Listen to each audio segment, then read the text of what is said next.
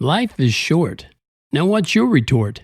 It's Rhyme and Reason 810. There's a rhyme and reason for your life. There's a rhyme and reason why you're Hey there, Tony here, and of course this doesn't apply to me, but if you're old enough to remember back to the 60s, the 1960s, or maybe even 1950s, you know full well that life is short, right?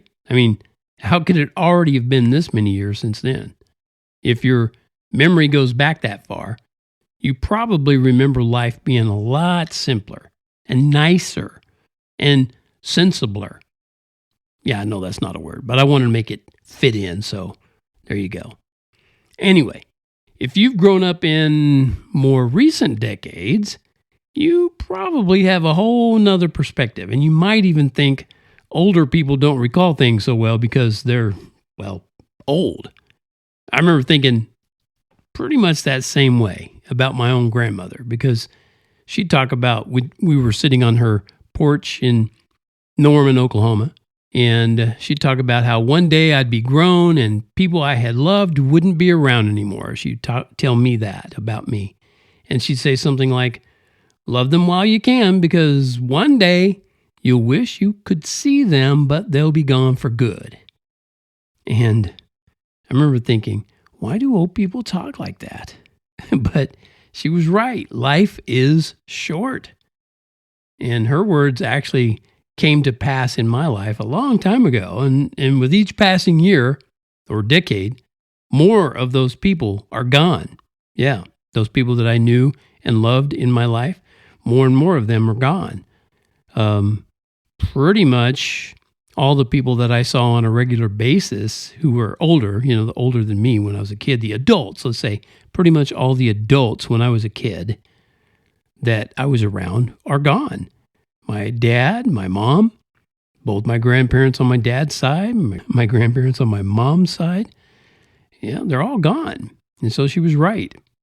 And, it's nostalgic and all, but it really only skims the surface on why each day is really a precious gift, a gift of life. And that's what makes the incredibly screwed up condition of our world so important.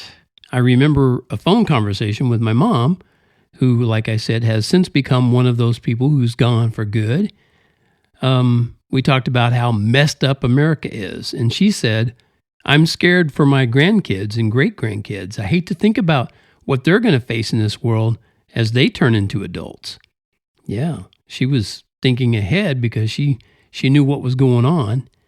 And I saw several videos recently as I was sipping morning coffee that showed real-life violence in what used to be ordinary daily experiences.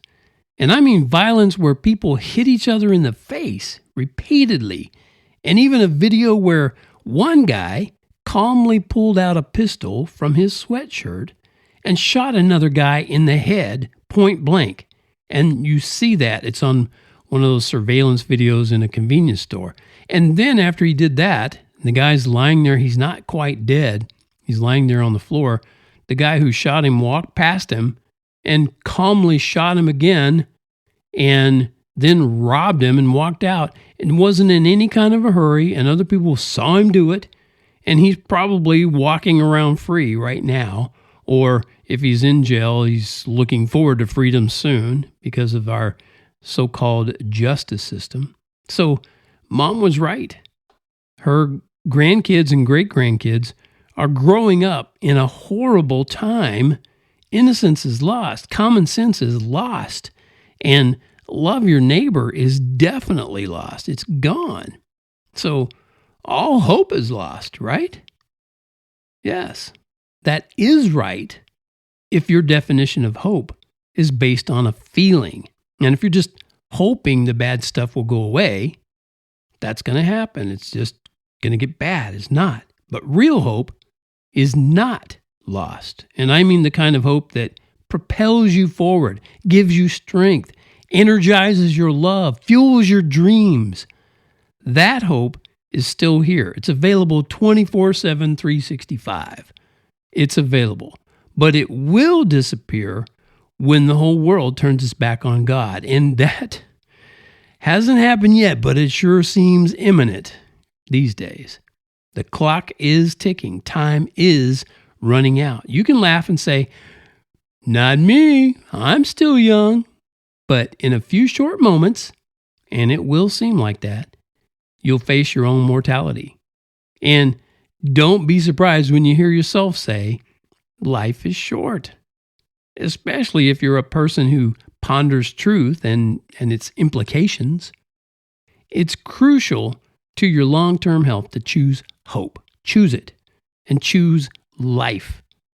And I'm not talking about life in America or life as a superstar YouTube person or life as a podcaster, what I'm doing now. I'm talking about the life your Creator provides, which means the life you have that you wouldn't even have if it wasn't for Him. None of us would. If you've already done that, you've chosen life and you've chosen your Creator and you want to trust and believe in Him, share that with anybody you love and care about before they're gone for good, because that time is coming at us all like a rocket ship in zero gravity.